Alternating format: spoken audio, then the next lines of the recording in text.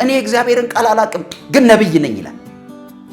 እኔ እግዚአብሔር ቃል አላቅም ግን ሐዋርያ ነኝ ይላል። 12ቱ ሐዋርያቶች እንደማይደገሙት ሁሉ የመሰረትም ሐዋርያት አይደገሙ። ቤተክርስቲያን እኮ መስሪያ ቤት አይደለችም። ለካ ነው። ሰው የሰራት ኢንስቲትዩት አይደለችም። ለካ ነው። ምንድነው በልሳን አጠቃቀም የኢትዮጵያ ቤተክርስቲያን ችግሯ ብሎ ያወራል። ጋጠ ወጥ ነው ይላል። ስርዓት የለውም ይላል። ሳር ይበላሉ ይላል። ሶፍት ያበላሉ ይላል። ቃል በቃል የተናገረው ነው የምነግርሽ። እኛም ፓስተር መሆን አለብን። ለምን ከወንጌላዊነት ወደ ፓስተርነት ሲመጣ ደሞዙ ከፍ ያለ ሆነ። ፓስተር አለኝ። እንደ መጨረሻው ዘመን አገልጋዮች በጣም ቻሌንጅ ሊሆን የሚችል መግለጫዎችን እያየሁ የቃለ ሕይወትም መግለጫ ቀጥሎ የመካነ ኢየሱስ ሉትራንም በዛ በኩል ያለው መግለጫ በጎ ነገር አለ። መጽሐፍ ቅዱስ ሐዋርያት አሉ ወይ ብሎ ይላል ወይ? ነቢያትስ አሉ የሉም ብሎ ይላል ወይ? ሁለት ጎራ ይዞ መዘናጠል ነገሮች በጣም ነው ያሉት። በሉትራን ነቢያትና ሐዋርያት ሲዛርጓል ብሎ ነው የለም ቆሟል ነው እንጂ ቀጥሏል የለም። ሐሰተኛ ነቢያትንና እውነተኛ ነቢያትን በምንድን ነው የምንለየው?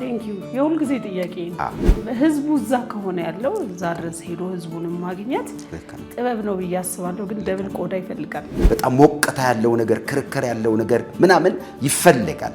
እንደውም አንዳንድ አገልጋዮች ያሸማቅቋል። ዩቲዩብ ላይ የሚሰሩ ሰዎች እንደዚህ ነው በቃ ላይክ ኃጢአት ነው ሊሉ ምንም አይቀራቸው። ግን ዩቲዩብ ገጽ አላቸው እነሱ ራሳቸው። የጸጋ ስጦታንም ቸል አትበሉ ይላል እኮ። ቸል አትበሉ። እግዚአብሔር በዓላማ ነው ለቤተ ክርስቲያን ይሄንን የጸጋ ስጦታ ይሰጠው። መናቅ የለብንም። ይሄ የወንጌል ባህሪ ነው ወይ? መካነ ኢየሱስ ካሪዝማቲክ ሆናል። ምን ማለት ነው? ሐዋርያዊነት ክርስቶስን በቤተ ክርስቲያን የማጉላት ነው። ነብይነት ክርስቶስን በቤተ ክርስቲያን ማጉላት ነው። ጋብቻ እስከ መከልከል የሚደርስ አይነት ነገሮችንም አለ እና እኔ ሰምቻለሁ ቲክቶክ ላይ በሪፎርም ውስጥ ነው ያለው። ሉትራን መካነ ኢየሱስንም ሌሎችም ትልልቅ ቸርቾች ህዝባችሁን ለመጠበቅ የምትሄዱበት ርቀት ዋና ነገራችሁን እንዳያስጥላል። ሌላው የዳነው ሰው ክርስቲያን አይደለም ወደ ማለት ድምድም ውስጥ የተገባው የጸጋ ነብይነትንና ሐዋርያነትን ይቸገራሉ። ለምን? የጸጋ የምትለዋን ነው መረዳት ያለብን። ወንድማችን ዳዊት ፋሲል ሊሳሳት ይችላል ብሎ ለምንድን ነው ማመን የሚያቀተን? ይሳሳታል። ለምንድን ነው የማይሳሳተው? ሐዋርያ የለም ካልን አስተማሪም የለም። አስተማሪም የለም ካልን ወንጌል ሰባኪም የለም። ምንድነው? ለኔ ሐሰተኛ ነብይ ማን እንደሆነ ልንገርህ። በጌታ ኢየሱስ ክርስቶስ ከድንግል ማርያም መወለድ ሞትና ትንሣኤውን የማያምን። ሰላም ጤና ይስጥልን የተከበራችሁ ተመልካቾች እንዴት ናችሁ? ዛሬ በጣፋጭ ወግ ፕሮግራሜ አዲስ እንግዳ ይዤላችሁ ቀርብ ያለሁኝ። እንግዳዬ ፓስተር አሌክስ ጌታቸው ነው። ከሱ ጋር ቆይታ ይኖረናል። ፓስተር አሌክስ ወይስ ፓስተር አለማየሁ ጌታቸው የትኛው ይሻላል? በቀበሌ ስምና ብዙ ጊዜ የምታወቀው አሌክስ ነው። እውነት ትክክለኛው ስሜ አለማየሁ ጌታቸው ነው። እዚህ አሌክስ በሚለው ብዙ ሰው በሚያውቀው አሌክስ እኮ በጣም ይመቻል ለማቆላመጥ ይመስለኛል። አሌክስ አንዳንዴ በስሜ ሲጠሩኝ ሁሉ የሆነ ስሜት አለው። ኖ ግን እንትን ሀገር በቀል ቋንቋዎችን እየጎዳን ነው ምናምን አለማየሁ ቤተሰቦች አይረዝምም። አለማየሁ በጣም ነው ደስ የሚለው። አለማየሁ አስትዬ አንቺ ካልሽ እሺ። አይ ግድ የለም አሌክስ ያስማማናል። ለዚህ ለአሁኑ የትኛው ይሻልሻል? አለማየሁ ይሻልሻል? አይ አሌክስ ይሻለናል። እሺ ደህና ነህ? እንደዚህ ትጀምራለች ብለህ አላሰብክም? እርግጠኛ ነኝ። ግዴታ ነው እፊትሽ እንደዚህ ሲሆን ግዴታ ነው። አዎ ሰዎች የኔን ፕሮግራም ሲከታተሉ ጣፋጭ ወግ ፕሮግራም ያው ሻይ ሰዓት ላይ እንደ ጓደኛሞች ወሬ የምናወራበት ሰዓት የልባችንን የምንጠያየቅበት አይደለ? ከዛ አንጻር ነው። ፓስተር አሌክስ እኔ አንተን ሳቅህ ማለት ነው በጣም በቤተ ክርስቲያን ፕሮግራም አንድ ጊዜ ተጋበዝኩኝና ሄጄ ስሰማ እንዴት ጎበዝ ነው የወንጌል መረዳትህ አተናተንህ በጣም ነበር ደስ ያለኝ። እና ከዛ በኋላ ያው ወዳጆች ነን ብዙ ጊዜ እንገናኛለን። እና ከቅርብ ጊዜ ወዲህ ደግሞ ቲክቶክ ሰፈር እያየሁ ነው ያለሁት። እንደው ቲክቶክን እንዴት አየው? ቲክቶክ ባይዘውኝ አሁን ሶሻል ሚዲያ ላይ ይጠቀማሉ አይደል? ቲክቶክን ግን እንደዚህ ነው በጣም የሆነ ጥሩ ነገር አለው ብዙ ዋይድ ኦዲየንስ ለማግኘት። ግን ትንሽ የሚያወርድ የሚያዋርዱ አይነት ሰዎችም ስላሉ ትንሽ ብቻ በቃ በጥንቃቄና በርቀት ነው ያለሁት። እና እንዴት አገኘኸው አንተ? እኔ የዚህ የቲክቶክ ቦታ በጣም ብዙ ጊዜ አስበው ነበረ እና እንደምታውቂው ቲቪ ላይ ጄኤምኤም ላይ ኢቫንጀሊካል ላይ በዩቲዩብም በፌስቡክም እግዚአብሔር ሚዲያው ላይ በተሰጠን ቦታ ላይ የማገልገል እድል አግኝቻለሁ። ቲክቶክ አካባቢ በጣም ብዙ ሰው ይፈራዋል ቦታውን እና እኔ ስመጣ በጣም ረግድ የለም እዛ አካባቢ ያለው ረብሻ፣ ብሽሽቅ፣ ጥላቻ፣ አንዳንድ አላስፈላጊ ነገሮች አሉ የሰዎችን ፐርሰናል የሆነ ነገር የሚነካ ነገር እና አትግባው ብለውኝ ሁሉ ሰዎች ያውቃሉና ግን ሳየው ርቆኝ እንዳንቺ እንደዚህ ሳየው የሚፋጀውን ቦታ እኛ ገብተን ካልቀየር ነው ያን ቦታ በሌሎች ሰዎች እጅ ላይ ይወድቃል። ያ ማለት ደግሞ የተሳሳተ ነገርም አንዳንዴ ሲደረግ እናያለንና የመጀመሪያው ወሰንኩት እዚህ ውስጥ ገብተን ነገሩን ቀይረ ነው ትክክለኛውን ነገር ለህዝብ ማሳወቅ ካልቻለን ያው እንደተባለው ነው ሰው እንዲፈራው ነው የሚሆነው። ስለዚህ ምንድነው ያደረኩት? አንድ ውሳኔ በህይወቴ ውስጥ ነው የወሰንኩት ወደ ቲክቶክ ስመጣ። እዚህ እንዳልሽው ስገባ እንደጠበቅኩት አይደለም። በጣም ትልቅ መድረክ ነው፣ መማማሪያ ቦታ ነው፣ ብዙ ዕውቀት ያለበት ቦታ ነው። የፈለግሽው መረጃ አለ። አንቺም የፈለግሽበት አንድ ቦታ ውስጥ ሆነሽ መረጃ ማስተላለፍ የምትችይበት ቦታ ነው። ከዛ የተነሳ እኔ ጠቃሚ ሆኖ አግኝቼዋለሁ። አዎ፣ ግን ቴምፖ ምንድነው መሰለህ ሁለት ጎራ ይዞ መዘናጠል ነገሮች በጣም ነው ያሉት እና ደግሞ ሰውም ኖርማሊ የሚወደው ነገር የሆነ ስሙዝ የሆነ ነገሮችን መልእክት ከማስተላለፍ ይልቅ በቃ ሽኩቻ ያለው ፉክክር ያለው እንደዛ አይነት ነገሮችን በጣም ብዙ ኦዲየንስ የማግኘት ነገር አለው እና የሆነ ወደ ሆነው ሳይድ እንድትሳብ አስተዋጽኦ የሚያደርግ ይመስለኛል ብዬ አስባለሁ። ግን ደግሞ እንዳልከው በጣም በሚሊዮን የሚቆጠሩ ሰዎች ቁጭ ብለው የሚመለከቱት ነገር እስካለ ድረስ ወደ ዓለም ሁሉ ሂዱ ወንጌልን ለፍጥረት ስበኩ ከሚለው አንፃርም ደግሞ ህዝቡ እዛ ከሆነ ያለው እዛ ድረስ ሄዶ ህዝቡንም ማግኘት ጥበብ ነው ብዬ አስባለሁ። ግን ደብል ቆዳ ይፈልጋል አይደል? አሪፍ ነገር አልሽ። ወደ ዓለም ሁሉ ሂዱ ዮሐንስ ራእይ ላይ አንድ ጥቅስ አለ አይደለ? ይሄ ወደ ዓለም ሁሉ ሂዱ ሲል መቼስ የተወሰነ ቦታ ላይ ቁጭ ብለን የወንጌል ስርጭት የሆነ ነገር ብቻ አይደለም። ዓለም አሁን አውዱ ተቀይሯል። ዓለም ወደ አንድ ነገር እየመጣ ነው። ቤተክርስቲያን በዚህ ጉዳይ ላይ የትኛውን መንፈሳዊ ተቋም ወክላለሁ የሚል አካል እዚህ ቦታ ላይ ወደ ዓለም ይሄዳለሁ ብሎ ማሰብ ከቻለ አንዱ ሚዲያ ነው። ስለዚህ ይሄንን ቦታ ደግሞ በጣም በቀደም ለታ አይተሽ እንደሆነ አላውቅም፣ የዛሬ ሳምንት አካባቢ አንድ ዲቤት ነበረ። ያ ዲቤት ምንድነው? እስልምናና ክርስትና አካባቢ ነበረ ዲቤት ነው። የሚገርም ሻስቱ ከ1.6 ሚሊዮን ህዝብ ቁጭ ብሎ የተመለከተው በቲክታክ እኔ እዛ ላይ ነበርኩኝ ቁጭ ብዬ ስከታተል ነበር። 1.6 ሚሊዮን አካባቢ የነበረ ሰው ያንን ቦታ ገዝቶት ጊዜውን ሰጥቶ የመማማሪያ ቦታ አድርጎት ነበረ። የት እናገኘዋለን ይሄንን ህዝብ? ስለዚህ ይሄንን ቦታ እንዴት እንዋጀዋለን? እንዴት እንጠቀመዋለን? እንዴት መልእክቶቻችንን ማድረስ እንችላለን አይደለ? ስለዚህ አሁን እንኳን ይሄንን ነገር ስናደርግ እዛ ቦታ ላይ ያለን ተደራሲያንን እያሰብን ስለሆነ ነው። ሰው እንዳልሽ ወደ ዓለም ሁሉ ሂዶ አንዱም ይሄ ነው።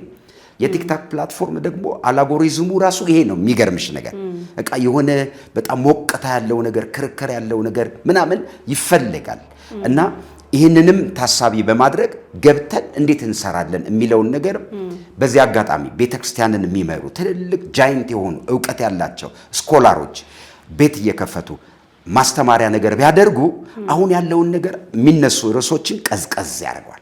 አይ ገዢው ዕውቀት ነው፣ ሐሳብ ነው። ስለዚህ የሚመጡ ሰዎች እዚህ ላይ ፎከስ አድርገው ቢሰሩ እውነቴን ነው የምልሽ አስትዬ፣ እኛ አሁን ለምሳሌ መሬት ገዝተሽ ቤት ተከራይተሽ አገልጋይ ከፍለሽ በወር ምናምን የምታረጊው ሰውን ለማገልገል ያለ ቤት ክራይ ያለ ምንም የምታገኘው ኦዲየንስሽ እዛ አለ። ምንም ጭቅጭቅ የሌለበት ቤትን ከፍተን ማስተማማር የምናደርገው ነገር ነውና ልክ ነሽ ልጅ ወደ ዓለም ሁሉ ሂዱ። ልክ ነህ። ባይ ዘ ዌይ አሁን ለምሳሌ ያህል እኔ ፌስቡክ ላይ ስጀምር ፌስቡክ እንደ ፌስቡኩ ምናምን ይል ነበር ሰው ሁሉ። ከዛ ፌስቡክ ላይ ገባ። ዩቲዩብ ጀምሬም ደግሞ ዩቲዩብ ላይ ሰራ እንደዚሁ። እንደውም አንዳንድ አገልጋዮች ያሸማቅቋል። ዩቲዩብ ላይ የሚሰሩ ሰዎች እንደዚህ ነው በቃ ላይክ ኃጢአት ነው ሊሉ ምንም አይቀራቸው፣ ግን ዩቲዩብ ገጽ አላቸው እነሱ ራሳቸው። ቫይራል ቢሆንላቸው ደስ ይላቸዋል፣ ተደማጭ ቢሆን ደስ ይላቸዋል። ፕሮግራማቸውን ዩቲዩብ ላይ ይጭናሉ። እንደገና ደግሞ እንደኛ እንደ ጋዜጠኝነት ተምረህ ቲያትር ተምረህ መተህ ሙያህም ነው ህዝብንም የምታገኝበት ነው። እንደ አንድ ክርስቲያን ደግሞ ወደ ዓለም ሁሉ ሂዱ እንዳለው ጨው የሚነሰነሰው ጣዕም ያጣ ምግብ ላይ ነው። ኦኬ ብርሃን ደግሞ የምትሆነው በጨለማ ላይ ነው እና ስፍራው ነው የሚመስለኝ። በጣም አሪፍ ነገር ነው። ሰሞኑን ከተነሱ አዳዲስ ወሬዎች አንጻር ከተቆርቋሪነት አንጻር እኔ የሚሰማኝ ነገር አለ። ማለት ክርስትናን በጣም የምወደው ሃይማኖት ነው። በጣም ነው የምወደው ክርስቲያን መሆኔን እና ክርስትናን ሊጎዳ የሚችል ክርስቲያኖችን ሊጎዳ የሚችል አንድነትን ሊያናጋ የሚችል ነገር ሳይ ተከታታይ አሁን ፕሮግራም አልሰራም ብዙ ጊዜ አይተህ ከሆነ እና ውስጤም በጣም እንትን ሲለኝ ከማን ጋር ባወራ ይሻላል ይሄን ነገር ብዬ አንተን አሰብኩ ማለት ነው። እና በወንጌላውያን አማኞች መካከል ብዙዎቻችን ወንድም እህት ሆነን በአንድነት በህብረት የምንኖርበት እንደውም የት ቤተክርስቲያን ነው የሚለው ብዙ ማያለያየን በደንብ በወንጌል የዳንን ሰዎችና ክርስቶስን ለመምሰል የምንሄድ ሰዎች ነን። ግን አሁን አንዳንድ ጊዜ ማለት ነው አጥር ሊፈጥሩ የሚችሉ ነገሮች እየወጡ ነው ያሉት። ለምሳሌ these days የሚጠቅም ሳይሆን በእኔ እይታ አደጋ ሊፈጥር ክፍፍል በጣም ሊያሰፋ የሚችል እንደ መጨረሻው ዘመን አገልጋዮች በጣም ቻሌንጅ ሊሆን የሚችል መግለጫዎችን እያየሁኝ ነው። ወደ ዋናው ሀሳብ ለመግባት በመካነ ኢየሱስ እንደገና ደግሞ በቃለ ሕይወት ቤተክርስቲያን አይደለ የሐዋርያትን አገልግሎት አንቀበልም፣ እንደውም በመካነ ኢየሱስ እኛ እነሱ መድረክ ላይ ሄደን አናስተምርም፣ እነሱ እኛ መድረክ ላይ እንዲመጡ አንፈልግም በሚል ወንጌላውያን መካከል ላይ የተጣለ ፈንጂ ነው ብዬ ነው የማስበው። ይህን ነገር እንዴት ታየዋለህ? የመጀመሪያው ነገር እስቲ ይሄ ሰሞነኛው ነገራችን ተያይዞት የመጣው በጎ ነገር እንዳለ ሁሉ በጎ ነገር አለው ባይዘወይ የቃለ ሕይወትም መግለጫ ቀጥሎ የመካነ ኢየሱስ ሉትራንም በዛ በኩል ያለው መግለጫ በጎ ነገር አለው። ያ በጎ ነገር እንዳለ ሁሉ ልክ እንደዚሁ ደግሞ ቤተክርስቲያንን ህብረትን እንዳልሽው ህብረትን ሊጎዳ የሚችል ነገር ደግሞ በራሱ አውዳለሁ። ስለዚህ እኔ የመካነ ኢየሱስንና የቃለ ሕይወትን መግለጫዎችን ወዲያውኑ እንዳየን ቲክቶክ አካባቢ እንደምታውቂው ነው ወዲያውኑ ላይቭ ላይ ዲቤቶች የሆነ ነገር ይደረጋል እና ያደረግነው ምንድነው ሐሳቦችን መሞገት በዚህ ርዕስ ላይ ምን ትላላችሁ? እኔም ቲክቶክ ላይ ላይቭ እያስተማርኩኝ ቀጥሎ ቪዲዮዎችንም ሰርቻለሁ። ይሄ አሁን ያነሳሽው ነገር ሰሞነኛ በጣም ብዙ ሰዎችን ጥያቄ እንድንጠይቅ ያደረገናል። ከቃለ ሕይወት እንነሳ።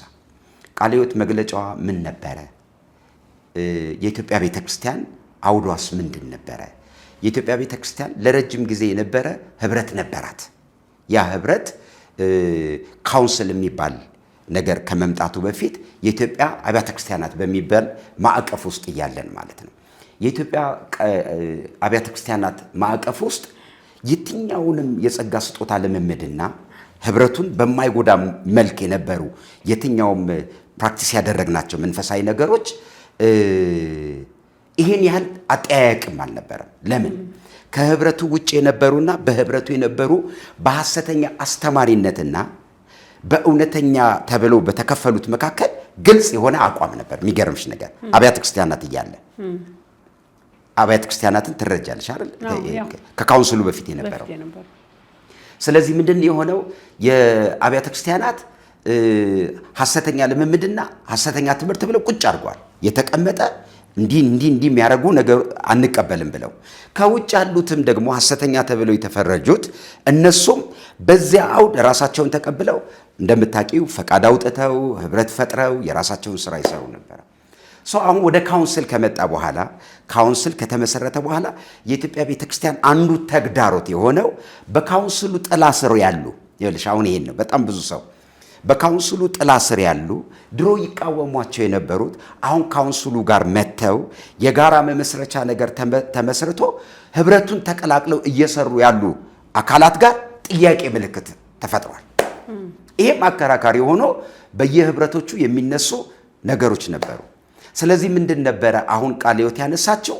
ከዚህ በኋላ በእኔ መድረክ ላይ ሐሰተኛ ነቢያትንና እውነተኛ ነቢያትን የመለየት ጸጋውን እንዳለ እቀበላለሁ ብላ ጸጋ እንዳለ እቀበላለሁ። መግለጫውን ሰምተሻል። ያው አጭር ስለሆነ እያነበብን ምናምን ሄድ ጸጋውን እቀበላለሁ አለ። ነገር ግን ብላ ሐሰተኛ ነቢያትንና መምህራንን ለመቀበል የምቸገርባቸው ምክንያቶች አሉ ይብላለች። እንዳልኩሽ ነው፣ በጎ ነገር አለው። ነገር ግን ጥያቄ ምልክት ውስጥ ይከታል። ምን የቃለ ሕይወት መግለጫ አንደኛው አስዬ እንደው ለመማማሪያ ሐሰተኛ ነቢያትንና እውነተኛ ነቢያትን በምንድን ነው የምንለየው? የሁል ጊዜ ጥያቄ ነው። ማን ነው ማንን ሐሰተኛ የሚለው? እንደገና ደግሞ ይሄ ተመርጦ ማለት ሰው ነው ሲቪ አይቶ በጣም የተሻለ ሰው የተማረ ምናምን ብሎ ስራ የሚቀጥር ቦታ የሚሰጥ እግዚአብሔር ግን ማለት ነው የዓለምን ጠቢባን ያስንቅ ዘንድ የዓለምን ሞኝና ምናምንቴ ነገር የተናቀውን ነገር መረጠ ነው አይደለም የሚለው አይደል ነው። ሁላችንም ተጠርተን ተመርጠን የመጣነን እና በሂደት ስህተት ሊፈጠሩ ይችላሉ። ያካሄድ ስህተት፣ የመረዳት ስህተት ሊኖር ይችላል። ግን ጠቅልለህ እንደገና በክርስቶስ ኢየሱስ ወንጌል ያመነውንና የሚያስተምረውን ጠቅላላ ሐሰተኛ ብሎ መፈረጅ ጥሩ ነው ወይ? በጣም አሪፍ።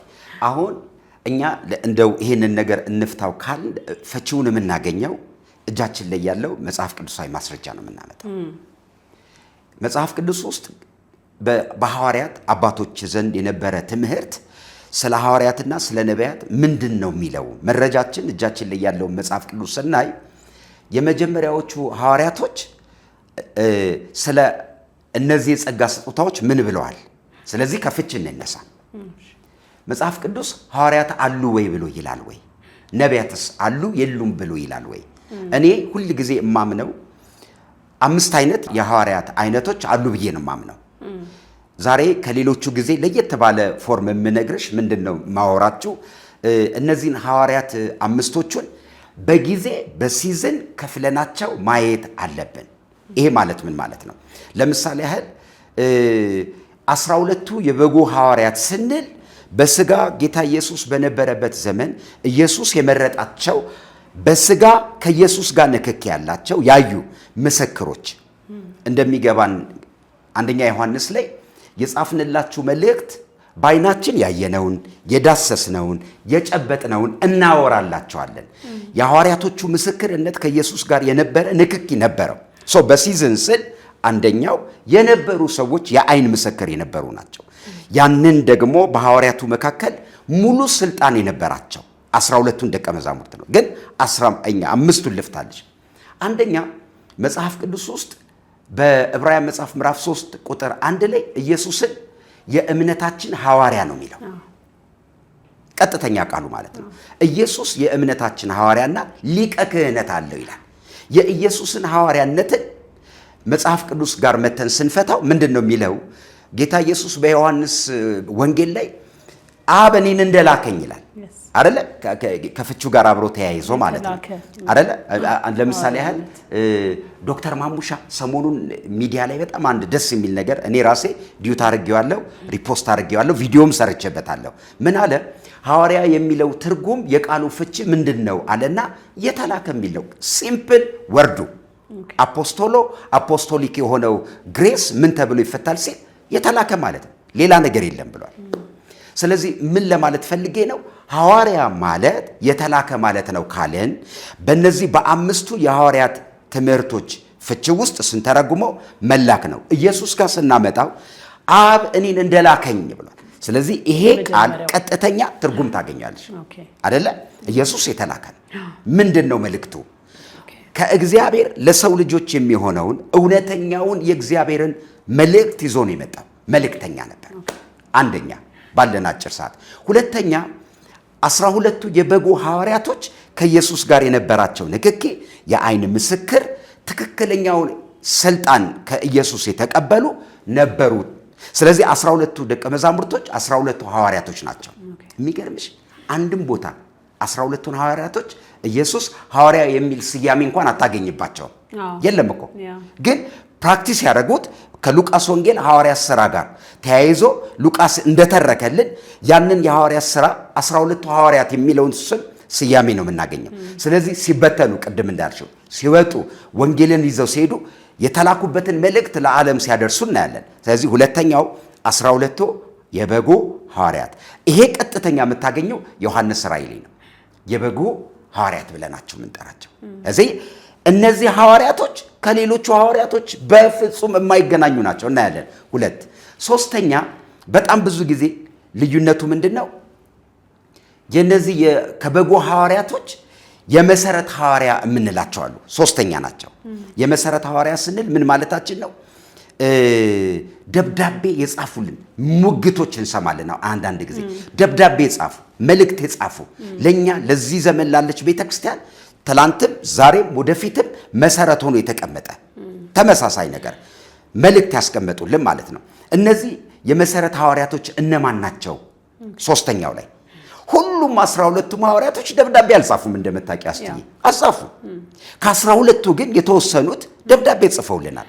ከነሱም ደግሞ የነ ዮሐንስ መልእክት፣ የነ ጴጥሮስ መልእክት፣ ራሱ ሐዋርያው ጳውሎስ መልእክት አድርገው መሰረት አስቀምጠዋል። አስተይ 12ቱ ሐዋርያቶች እንደማይደገሙት ሁሉ የመሰረትም ሐዋርያት አይደገሙም። ማለት ምን ማለት ነው? ከዚህ በኋላ ደብዳቤ እየጻፈ በጣም በሚቀጥለው ዘመን ውስጥ የሚመጣው ሐዋርያ መልእክት መጻፍ አይችልም። ተዘጋ።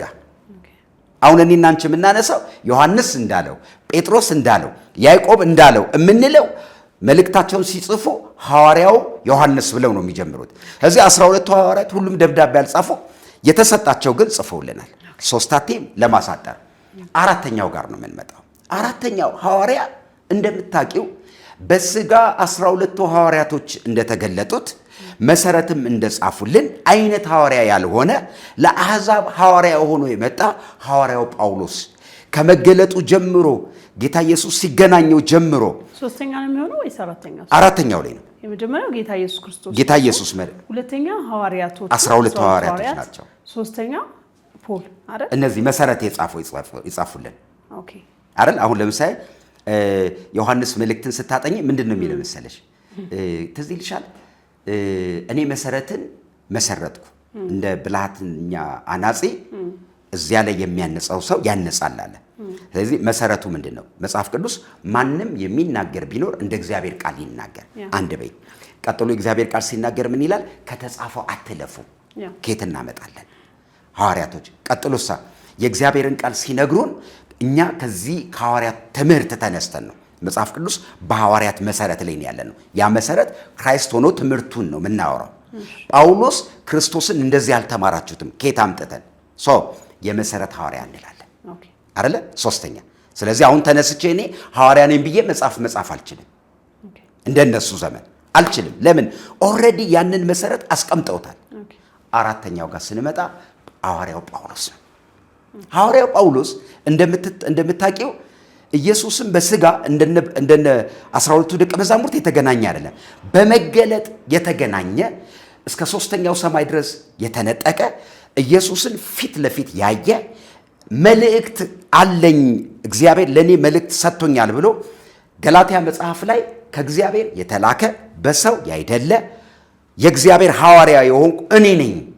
የሐዋርያው ጳውሎስ ሐዋርያነት አከራካሪ ሆኖ በዚያ ዘመን ሲነሳ እኔ ኢየሱስን ፊት ለፊት አላየሁትም ብሎ ለሐዋርያነቴ ማረጋገጫና ማህተም መልእክቶቼ ናቸው ብሏል። እሱንም ለመቀበል ቸግሯቸው በነበረበት ሰዓት ላይ ማለት ነው። በዛ ዘመን የሚገርምሽ ይሄ አሁን እንዳልሽው ሐዋርያዊ ጸጋን በዚያ ዘመን ጳውሎስን ለመቀበል በጣም ችግር ነበረ። ግን ጳውሎስ ሰብሮ ሄዶ አሁን በዚህ ዘመን ደረጃ መከራከሪያ የሆኑትን መልስ ሰጥቶ ነው። እዚህ አራተኛው ሐዋርያው ጳውሎስ ነው። እዚህ በብዙ ማብራሪያ ያለው እዚህ ጋር ሐዋርያነት መላክ ነው ብለናል። ጳውሎስ ተልክ ያለው ብሏል። ተልኬ ደብዳቤ መልእክቶችን ቀጥሎ ብዙ ነገር። እዚህ ጋር አንድ በጣም የሚባል ነገር አለ። ሐዋርያው ጳውሎስ ከነሙሉ ስልጣንና ክብር ጋር ነው የተላከው። 12ቱ ቤተክርስቲያን ደቀ መዛሙርት ከነሙሉ ምናምን ስልጣን ነው። ኦፍ ኮርስ አሁንም እዚህ ጋር አምስተኛዋ ላይ የምናነሳትን እዚህ ጋር እናስገባለን። በኋላ ላይ አምስተኛዋን ነው የምነግርሽ። ኤፌሶ መጽሐፍ ምዕራፍ 4 ላይ ምርኮን ማረከ ስጦታንም ለቤተ ክርስቲያን ሰጠ ይልና አንዳንዶችን ሐዋርያ፣ አንዳንዶችን አስተማሪ፣ አንዳንዶችን እረኞች፣ አንዳንዶችን ነቢያቶች፣ አንዳንዶችን መጋቢ አደረገ ሰጠ የሚል ቃል አለ። ይሄ ምርኮን ማረከ ስጦታን ሰጠ የሚለው ቃል ቀጥሎ ያለበትን ጥቅስ ነው ማንበብ ያለብን። ምን ይላል መሰለሽ አስቱዬ? ቀጥሎ ያለው እንደዚህ ይላል፣ አንዱን የእግዚአብሔርን ልጅ በማመንና በማወቅ ሙሉ ሰው ወደ መሆን የሚያደርስ የጸጋ ስጦታ ነው። ቤተ ክርስቲያን እስካለች ድረስ ይሄ የጸጋ ስጦታ ለቤተ ክርስቲያን አካሉን ለማነጽ የተሰጠ ነው። የትኛው? አምስቱ የጸጋ ስጦታ ቤተ ክርስቲያንን ሙሉ የሚያደርጋት እነዚህ አምስቱ እንደውም ሲኖሩ ነው አይደል? ግዴታ ነው። አስትዬ እነዚህ የጸጋ ስጦታዎች የሉም ካልን አንደኛ ቆሮንቶስ መጽሐፍ ምዕራፍ 12 ላይ ያለ ትንታኔ ነው የሚመጣው። ለምን ቤተ ክርስቲያን እንደ አካል ተቆጥራለች? አንደኛ ቆሮንቶስ መጽሐፍ ምዕራፍ 12 ጀምሮ ያለውን ስታጠኑት ያለ ቃል ነው። ምን ቤተ ክርስቲያን እንደ አካል ናት። ቀጥሎሳ እንደ ብልት ናት። ያ ብልት እንዴት አድርጎ ተገጣጥሞ ወደ አካል ወደሚሆነው ነገር እንደሚሰራ ያወራል። ቀጥሎሳ እዛ አካል ላይ ሐዋርያቶች፣ ነቢያቶች፣ አስተማሪዎች፣ ተአምራት አድራጊዎች፣ ዕውቀትን የሚናገሩ አሉ ይልና ለአካሉ ጥቅም ተሰጥተዋል ነው የሚለው። ስለዚህ አንደኛ የመጀመሪያው ነገር ሐዋርያቶቹ፣ ነቢያቶቹ፣ አስተማሪዎቹ፣ ወንጌል ሰባኪ፣ መምህራን የተሰጡት ለቤተ ክርስቲያን ጥቅም ነው በሚለው ላይ ሁላችንም እንስማማለን። ስለዚህ 5 አደረስናቸው በፍቺ ማለት ነው።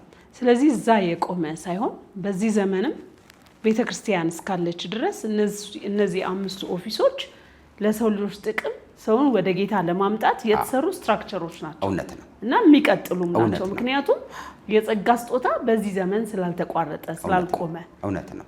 ስለዚህ አሁን ምንድን ነው የምናደርገው? ስንሰራ ሐዋርያ የለም ካልን አስተማሪም የለም። ኦፍ ኮርስ አስተማሪም የለም ካልን ወንጌል ሰባኪም የለም። አትነጣጥዩ። ግን ይኸውልሽ አሁን ዛሬ የሚሰሙ ሰዎች 5ቱን ከፍለን ካላየን አሁን ምን ይላሉ መሰለሽ አስትዬ? መከራከሪያ ሐሳብ ምን ይላሉ? በዚህ ዘመን ሐዋርያ አለ ወይ? እችን 5ኛውን አንድ ነገር ልበላት። ምን መሰለሽ? ለምሳሌ ያህል 5ኛውን ምን ምድብ ላይ ነው የምናስገባት? የጸጋ ሐዋርያ እንላለን። የመጀመሪያው ኢየሱስ ነው። ሁለተኛው 12ቱ ነው። ሶስተኛው መሰረት የሚጥል ነው። አራተኛው ጳውሎስ ነው። የአሕዛብ ሐዋርያ እንለዋለን አይደል? ጳውሎስ እንደዚህ ያለ ጴጥሮስን ለአይሁድ ሐዋርያ ያደረገ እኔ ለአሕዛብ ሐዋርያ ያደረገኝ። የጳውሎስ መልእክቶች በአብዛኛው አድሬስ የሚያደርጉ የአሕዛብ ቤተክርስቲያን ላይ ነው እንደምታውቂው። ስለዚህ የአሕዛብ ሐዋርያነት ጳውሎስ ታያለሽ። 5ኛው የጸጋ ሐዋርያ እንላለን በዚህ ዘመን ምክንያቱም ጌታ እስኪመጣ ድረስ ጸጋ ማለት ምን ማለት ነው? ለቤተ ክርስቲያን ጸጋን ሰጠ። ያ ጸጋ በሰዎች ህይወት ውስጥ የሚሰራ የእግዚአብሔር ህይወት ነው፣ አሰራር። እዚህ አሁን ምንድን ነው የምናወራው? ስለ ጸጋ ስጦታ ሐዋርያነት ነው። አሁን እኔ ፓስተር ነኝ እንደምታውቂው። ፓስተርነት ጸጋ ነው። ፓስተርነትን ለማምጣት ጫካ ገብቼ ጸጉርን ነብቅዬ ምናምን አይደለም። ቤተ ክርስቲያን ታምናለች የጸጋ ፓስተርነት፣ የጸጋ አስተማሪነት፣ የጸጋ ወንጌላዊነትን፣ የጸጋ ነብይነትንና ሐዋርያነትን ይቸገራሉ። ለምን? የጸጋ የምትለዋን ነው መረዳት ያለብን። የጸጋ ፓስተርነትንም ለመቀበል እኮ በጣም ብዙ ተገዳድሯቸው ነበር በፊት ላይ አይደለ? ወንጌላዊ የሚል ነበር የሚበዛው። እንደውም ከዛ ፓስተርነትንም መጋቢነትንም ቀጥሎ ነው የተቀበሉት። እንደው በሪፎርሜሽን በኋላ ለምንድን ነው ማለት እኔ ቤተክርስቲያን ውስጥ ዋናው ነገር ሰዎችን ወደ ክርስቶስ ማምጣት እስከሆነ ድረስ ማስተማር እንደሆነ ማብቃት እንደሆነ እየታወቀ ከታይትል ጋራ ያለን ትግል ምንድን ነው? አያይዘን በዛው ሐሳቡን ግለጸው። አሁን በኋላ ምንድነው በኋላ ቃለ ሕይወትንና መካነ ኢየሱስን ስናነሳ በሪፎርም ሲደረግ የኢትዮጵያ ቤተክርስቲያን የሚለው እዛ አውድ ውስጥ እናያለን።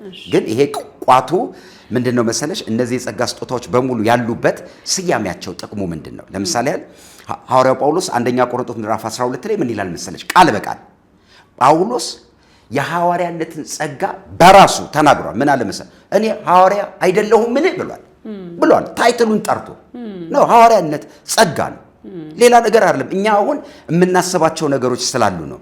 በኋላ እንመጣለን። ኢትዮጵያ ውስጥ ምንድነው ችግሩ? ከወንጌላዊነት ወደ አስተማሪነት፣ ከአስተማሪነት ወደ ነብይነት፣ ከነብይነት ወደ ሐዋርያነት፣ ከሐዋርያነት እያለ የሚቀጥል ጸጋ አለ ወይ? እሱን እንመጣለን። ግን በሪፎርሙ እንዴት የኢትዮጵያ ቤተክርስቲያን መታደስን እናወራለን። ግን እኔ እዚህ ጋር አምስቱን ከተረዳዳን ምን እናደርጋለን መሰለሽ አድማጮቻችን? ስታጠኑት የጸጋ ሐዋርያ በዚህ ዘመን በቤተክርስቲያን አለ። አሁን መለኪያውን እናስቀምጣለን። ምንድነው መለኪያው? የሐዋርያዊና የነብይነት፣ የወንጌል ሰባኪነት፣ የአስተማሪ የእረኝነት ምንድነው መለኪያ? እናስቀምጥ። አጠር ባለች አንድ ነው። በዚህ ጥቅስ መሰረት ኤፌሶን መጽሐፍ ምዕራፍ 4 ላይ ምርኮን ማረከ ስጦታንም ሰጠ ለቤተ ክርስቲያን አይደል የሚለው? ምን ይላል መሰለሽ? አንዱን የእግዚአብሔርን ልጅ በማመንና በማወቅ ሙሉ ሰው ወደ መሆን የሚያደርስ ነው። ፐርፐዛቸው ይሄ ነው። ታይትላቸው አይደለም ዋናው ነገር። ድገሙ ባከር ይሄን አሳ አንዱን የእግዚአብሔርን ልጅ በማመንና በማወቅ ሙሉ ሰው ወደ መሆን የሚያደርሱ ናቸው። ፐርፐዙ ምንድነው? የጸጋ ስጦታ ክርስቶስ በቤተ ክርስቲያን በሙላት በእውቀት እንድትገለጥ የሚያግዝ የጸጋ ስጦታ ነው። ሐዋርያዊነት ክርስቶስን በቤተ ክርስቲያን የማጉላት ነው። ነብይነት ክርስቶስን በቤተ ክርስቲያን ማጉላት ነው። አስተማሪነት ክርስቶስን በቤተ ክርስቲያን መግለጥ ነው። ጳውሎስ ክርስቶስን በእናንተ ዘንድ እንዲሳል አለቀ። ስለዚህ አሁን የጸጋ ስጦታ ብላችሁ ሌላ መለኪያ እንዳታስቡ። ሁለተኛው ግን ምን አለ? እዚህ ውስጥ ድንቆች አሉ፣ ተአምራቶች አሉ፣ ምልክቶች አሉ፣ ሰዎች እንዲድኑ። በኋላ እንደው ታወሪኛለሽ። ምን ይላል መሰለሽ? አንደኛ ቆሮንቶስ ላይ በመካከላችሁ የጸጋ ስጦታ በብርቱ ፈልጉ፣ ትንቢትን፣ ልሳንን፣ መተርጎምን ይላል እኮ። ይልና ምን ይላል መሰለሽ? ለአካሉ ማነጽ። ትንቢት ቢነገር አካል ለማነጽ። አይ አሁን የጸጋ ስጦታንም ቸል አትበሉ ይላል እኮ። ቸል አትበሉ። እግዚአብሔር በዓላማ ነው ለቤተ ክርስቲያን ይህንን የጸጋ ስጦታ የሰጠው። መናቅ የለብንም። መመርመርና ፊልተር ማድረግና ነገሩን መለየት በእውቀት የሚሆን የቤተ ክርስቲያን ስራ ነው። ይሄ በምን እንለየው? ለምን በኋላ ሐሰተኛ ነቢያቶች አሉ፣ ሐሰተኛ አስተማሪም አለ። እዚህ ጋር እንዳትረሺ። ሐሰተኛ ነቢይና ሐሰተኛ ሐዋርያ ብቻ አይደለም፣ ሐሰተኛ ወንጌላዊም እንዳለ አያምንም ሰው። እውነቴን እኮ ነው። ሐሰተኛ ወንጌላውያን አሉ። ምን ማለት ነው? ከክርስቶስ መስቀል ውጪ የሆነ ትምህርት የሚያስተምር አስተማሪ የለም። ሐሰተኛ አስተማሪ አለ እኮ ትምህርት እየሰሩ እኛ አምስቱንም በምንድን ነው የምንመረምረው ሲባል የክርስቶስን ትምህርት አድሬስ ያደረገ ነው ቤተክርስቲያን ላይ። ስለዚህ እንዳልሽው የወንጌል እንትኖች ጥቅሞቹን እንዳልከው ማለት ነው። የነዚህ የጸጋ ስጦታዎች ዋና ጥቅም ምንድነው? ጌታ በመጣ ሰዓት ራሱ እነዚህን ነገሮች ያደርግ ነበር።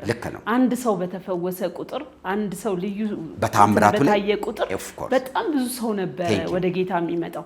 አሁንም ባለንበት ዘመን ለምሳሌ ብዙ ዕውቀቶች አሉ፣ ብዙ ተናጋሪዎች አሉ፣ የሰው ልጆችን መንገድ እናቀናለን የሚሉ ሞቲቬሽናል ስፒከሮች አሉ።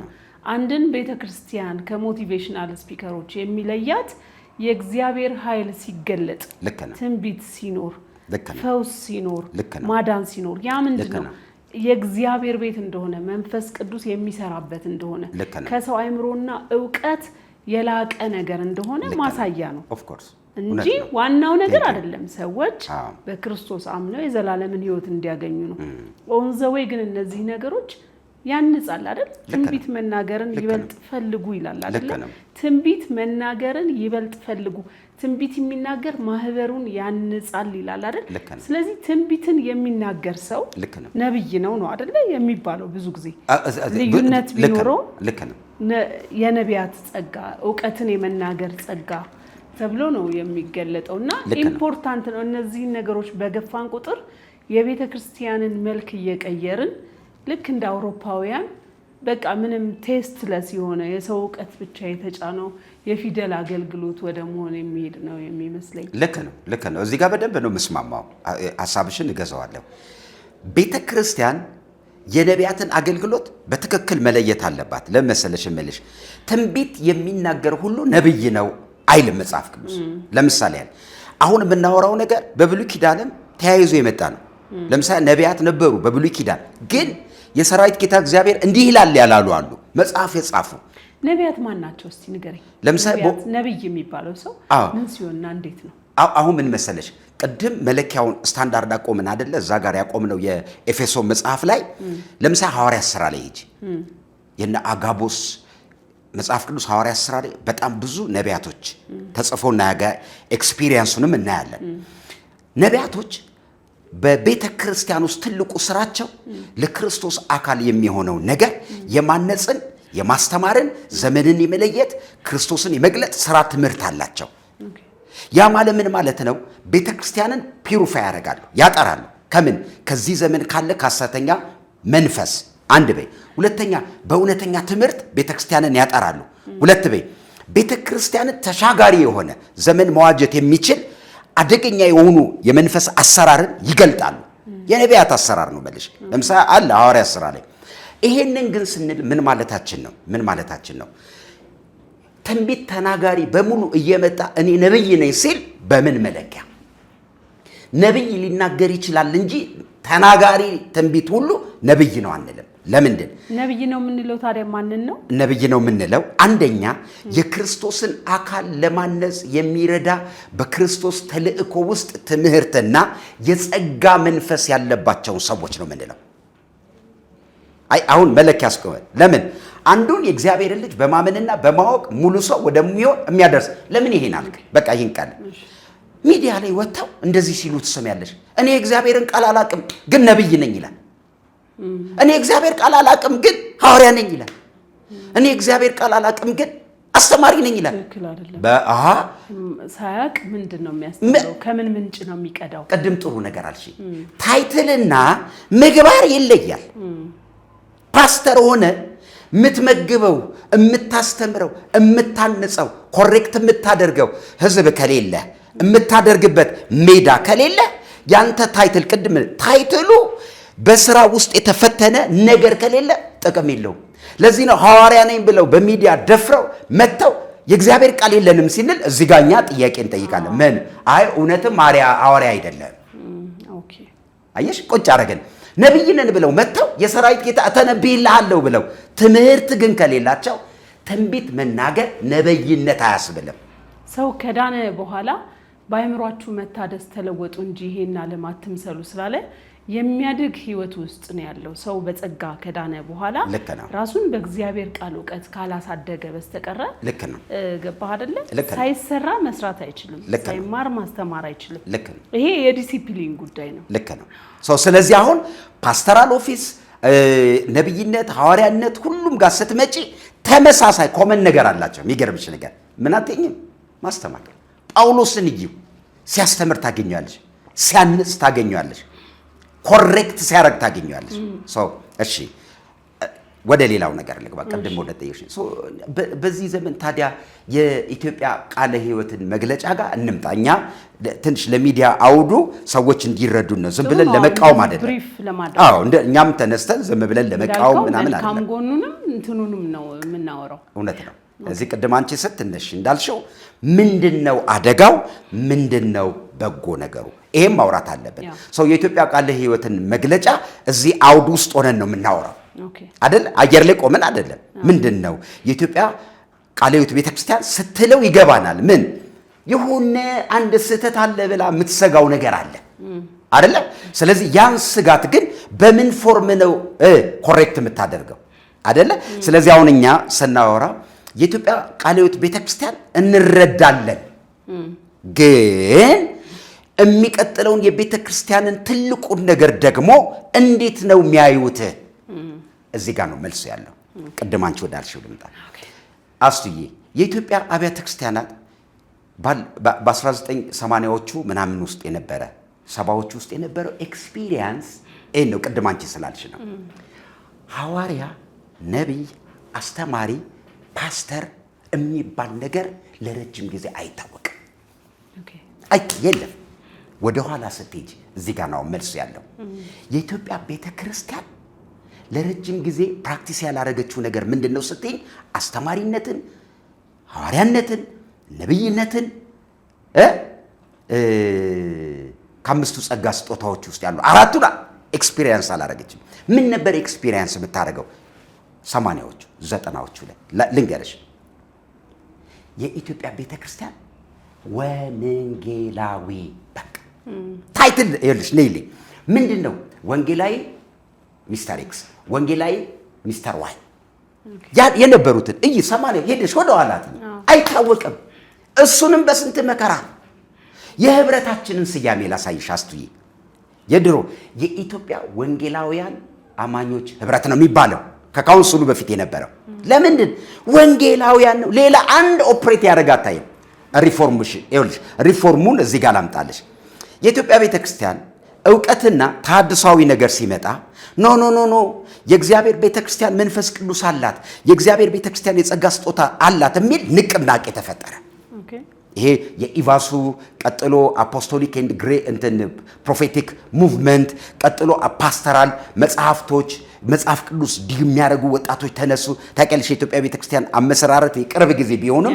ምስረታው ላይ የነበረው ወንጌል በመስበክ ብቻ ሰዎች ይዳን እንጂ ሌላ ነገር የሌለበት ነበር አይደል ህብረቶች ትምህርት ቤቶችን በዛው ልክ መከፈት ጀመሩ ምስረታዎች ላይ ስትመጪ ትምህርት ቤቶች ሲመጡ ምን ላይ መሰረት ያደረገ ወንጌል ለዓለም ይሰበካል የወንጌል ፎከስ ያደረገን ጸጋና ምናምንስ የለም ግን ጸጋ ስጦታው ነበረ ያው ወንጌላዊ ትንቢትን ይናገር ነበረ የፎስ አገልግሎትን የሚያደርግ ነበር በጉባኤ መሃል ሰርቪሱ ነበር እነዚህ እንደ ፔንቴኮስታል የሆኑ ቸርቾችን ሄደሽ ማየት ነው ስታይ ትንቢት ይናገራሉ ምናምን ልሳን ይተረጎማል እኔ የዳንኩባት ቤተክርስቲያን ውስጥ የኢትዮጵያ ህይወት ብርሃን ቤተክርስቲያን ነው ዳንኩት ስሚ በአይኔ ያየሁትን ነው የምነግርሽ ትንቢት ተነግሮ ሲተረጎም ሰምቻለሁ ልሳንም ፕራክቲስ ያደርጉ አይቻለሁ በአይኔ ነው ልሽ የዳንኩበት ጊዜ ስሚ የኢትዮጵያ ፔንቴኮስታል ትልቁ ሙቭመንት ሆኖ የተነሳው መንፈስ ቅዱስ ኦፕሬት ማድረግ ጀመረ በየጸሎቱ በልሳን መጸለይ ትንቢት መናገር ምናምን ቀጠለ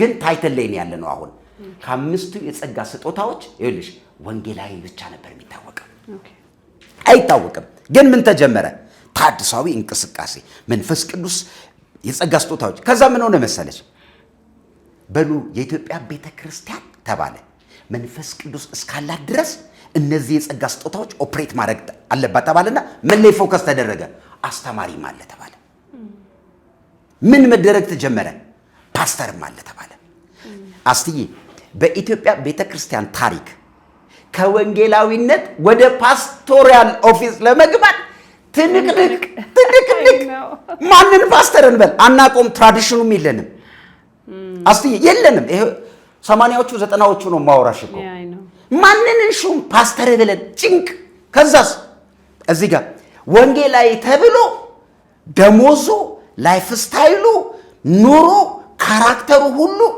ልነግርሽ አልችልም ሌላ መልክ ነበር ከዛስ ላሳጥረልሽ ፓስተራል ኦፊስን በብዙ መከራ ቤተክርስቲያን ተቀበለች 20 ወንጌላዊ አንድ ፓስተር መጣ አንዱ ፓስተር ላይ ግጭት ተፈጠረ ምን ይሁን እኛም ፓስተር መሆን አለብን ለምን ከወንጌላዊነት ወደ ፓስተርነት ሲመጣ ደሞዙ ከፍ ያለ ሆነ ፓስተር አለ ወንጌላዊስ ስሚኝ እንደው አስትዬ ሚዲያ ላይ አይተሽ ከሆነ ወንጌላውያን የሚበሉት ተናተው ጫማቸው ተሰብሮ ልብሳቸው ተቀዶ በየገጠሩ ምናምን የሚሄዱ በዚህ ደረጃ ቤተክርስቲያን ወንጌላዊነት እንዲወደድ ሳይሆን የተሰራው ወንጌላዊነት እንዲጠላ ከዚህ የተነሳ ዛሬ ማንም ሰው ወንጌላዊነትን የሚፈልግ ያልሆነበት አንዱ ምክንያት ወንጌላዊነት የተሳለበት አንድ ትምህርት አለ እንትንም ጭምር እኮ ነው አይደል በዛ በጉስቁልና እንደዛ ድህነት ውስጥ ጽድቅን የመስራት የሚመስል አይነት ገባሽ እዚህ ትምህርት ውስጥ አንድ ጊዜ እንመጣለን አንቺ ፈቃደኛ ከሆንሽ ወንጌልና ወንጌላዊነት የተደቆሰ የተመታ ይሄ መከራ የሚቀበል የተሻለ ነገር የማይገባው ስለ ወንጌል ምናምን በወንጌል ውስጥ ግን ምን አለ ስንል ሌላ ጊዜ ትመጫለሽ ወንጌል እኮ ሰላም ነው ወንጌል እኮ እረፍት ነው ወንጌል እኮ ባለጠግነትም ነው ወንጌል እኮ በክርስቶስ ኢየሱስ ጽድቅና የዘላለም ሕይወት ነው ወንጌል እኮ ነገር ግን የድሮውን ነው ማወራሽ የድሮዎቹ ውስጥ የነበረው ነገር ወንጌላዊነት ፎርሙ ይሄ ስለነበር ተሐድሳዊ ትምህርት ሲመጣ ፓስተራል ኦፊስ ምን ማድረግ ጀመረ እንቅስቃሴ መጣ ፓስተራል መጣ ሶስተኛው ካለ መጣ ፓስተራል ኦፊስ ነገርኩሽ የኢትዮጵያ ወንጌል አማኞች ማዕቀፍ ውስጥ ፕራክቲስ ማድረግ ጀመሩ ከዛ ትንሽ መስማት ጀመር ፓስተር እንትና ምናምን ከዛ ምን ሆነ መሰለሽ በኢቫሱ ቀጥሎ ደግሞ የነበሩት አፖስቶሊክ ኤንድ ፕሮፌቲክ ሙቭመንት የሚል ኢትዮጵያ ውስጥ የተማሩ ከዩኒቨርሲቲ የኢትዮጵያ ወንጌል አማኝ በጣም ስኮላሮች ተነሱ። መጽሐፍ ያነበቡ የሚጸልዩ ኖ ይሄ ሪፎርም መደረግ አለበት ብለው ተነሱ። ከዛስ ምን እንደሆነ ታውቂያለሽ? የሐዋርያትና የነቢያት ጸጋ ከመምጣቱ በፊት ምን ሆነ መሰለሽ?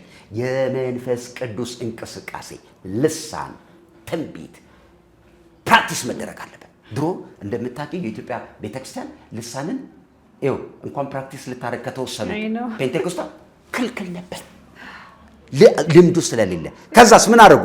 መገለጥ ጀመረ በየአደባባዩ በየህብረቱ። የእግዚአብሔር ኃይል ከሰው ፍቃድ ውጪ መውጣት ጀመረ። ምክንያቱም ሰዎች በራሳቸው ዕውቀት ልክ ገድበውት የመንፈስ ቅዱስን በአቅሙ ልክ እንዳይሰራ አጥር ሆኑበት። እኔ እንደዛ ነው እንጂ በቃ ትክክል እኮ ነው። በተገደበ ቁጥር ይኸውልሽ ይሄ ተሐድሷዊ ከኢትዮጵያ ቤተክርስቲያን አውድ ውጪ ሌሎች ሃይማኖቶች ውስጥ እኮ ገባ እንቅስቃሴ። ስሚኝ የምንሰማው አሁን ለሚዲያ ላወራሽ ይሆናል እንጂ በየሃይማኖት ውስጥ ከወንጌል አማኝ ሰርክል ውጪ የሆኑት ሁሉ በልሳን ትንቢት ምናምን ጀመሩ እኮ። አሁን ተሐድሶ እያሉ የሚወጡ ሰዎች ስትሰሚያቸው በልሳን ትንቢት መንፈስ ቅዱስ በቃ ወንጌል በራል ማለት ጀመሩ። አይሽ ያንን አጥር አለፈ። እንዲሁም እነ ቄስ በሊና ትልልቆቹ እግዚአብሔር እኛን ያስቀናን ዘንድ ወደ ውጪ ሄደ። እኛ መንፈስ ቅዱስን መገደብ ስንጀምር የኢትዮጵያ ቤተክርስቲያን መንፈስ ቅዱስን መልቀቅ ስጀምር መስራት ስጀምር የሚድነው ሰው ነፃ የሚወጣው ሰው በቁጥር እየጨመረ መጣ። አየት። ስለዚህ ተሐድሷዊ እንቅስቃሴ ይዞት የመጣው በረከት ነው። ከፓስተራል ቀጥሎ በተሐድሶ ጊዜ የነበረው ነገር ምንድን ያመጣው? ነቢያትንና ሐዋርያቶች አሉ የሚል ሙቭመንት ተነሳ። ከዛስ የሚገርምሽ እነ ሙሉ ወንጌል እነ ሕይወት ብርሃን ያው በዚህኛው ሳይድ ያሉት በሙሉ ምን ማድረግ ጀመሩ? ፓስተራል ኦፊስንና ነቢያቶች አሉ እየተባለ ነብይነትን መሾም ተጀመረ። እንደምታውቂው የኢትዮጵያ ቃለ ሕይወት ቤተክርስቲያን ነብይ መስፍንን ታውቂያለሽ አይደል? እዚህ ኮልፌ የኢትዮጵያ በረከት ምን ሊያደርጉት ነው እኮ ያልኩ እሱ በኋላ እንግዲህ እንመጣለን። የቤት ስራው እኛው ጋር ስለሚመጣ ጥቅሙና በረከቱ የሚለው ላይ ነው ጉዳቱ ላይ ነው። ተሐድሶውን እዚህ ላይ ካወራን ባጭሩ ከዛ እያረገ መጣ። ዛሬ 5 ኦፊሶች በየትኛውም ቤተክርስቲያን አውድ አለ። ይህን ስንል ግን እውነተኛዎቹ እንዳሉ ሁሉ ሐሰተኛዎቹ ግን እንዳሉ መርሳት የለብንም። ሐሰተኞቹን ከእውነተኞቹ በምን እናጠራለን? ሁሌ ምሳሌ እንደሚነገረው የአሜሪካ መንግስት የዶላር ፌክ ሲያስቸገረው ያደረገው ምንድን ነው? ፌኩ አለ፣ ግን እውነተኛውን እናውራ። እውነተኛው ዶላር ሲወራ ፌኩ ይለያል። የኢትዮጵያ ቤተክርስቲያን እውነተኛውን መቼ አወራችሁ? አየሽ፣ እውነተኛውን ባወራች ቁጥር ፌኩ እየተገለጠ ይመጣል። እኛ እዚህ እንኳን ለሚዲያ ምን አለን? እኔ ሐዋርያ ነኝ ነብይ ነኝ ግን የእግዚአብሔር ቃል አላቅም ካለ ቀጥታ ማድረግ ያለብሽ ህዝብሽን መጠበቅ የምትችይው አትሂድ ሳይሆን በማስተማር ውስጥ ፍሬም ሰርተሽለት ሰው በእውቀት በምን አይነት መንፈስና አደራረግ ነገሩ እንደሚደረግ። ሁለተኛ እንዲህ አይነት ሰዎች ጸጋው ኖሯቸው የእግዚአብሔር ቃል ከሌላቸው ስነ መለኮቱን በማስተማር ኖሯቸውም አንዳንድ ጊዜ እጥረት ስለሚኖር ሰዎችን ማብቃት እውነተኛና ሐሰተኛው ሰው። ስለዚህ የኢትዮጵያ ቤተክርስቲያን ቀደምት የነበረው በ80 በ90ዎች ውስጥ ይሄ ተሐድሳዊ እንቅስቃሴ እስከሚመጣ ይሄ ነበር። አሁን የኢትዮጵያ ቤተክርስቲያን ትላንትና ዛሬና የሚቀጥለው ያለው ጥያቄ አሁን ላይ ይሄን የተፈጠረው አስትዬ ይሄ ትልቅ ክራክ የሚፈጥር ነው የሚመስለኝ። ምክንያቱም አሁን እውነት ለመናገር የዘመን መጨረሻ ላይ እንዳለን በጣም ብዙ ምልክቶች እየታዩ ነው ያሉት እና አንድ ትልቅ የቤተክርስቲያን የዘመን ጥፋት የሚፈጥር ነገር አይመስልም በጣም። ምክንያቱም ምእመኑንም ደግሞ ማለት ነው ከተያዘበት ቤተክርስቲያን እንዲወጣና እንዲበተን የሚያምነው እንዲያጣ ማንን እንዲቀበል የሚያምነውን እንዲያጣ የሚያደርግ አይነት አደጋ እንዳለው ነው የማስበው። ህብረትን የሚበትንም ነገር እንዳለው ነው የማስበው።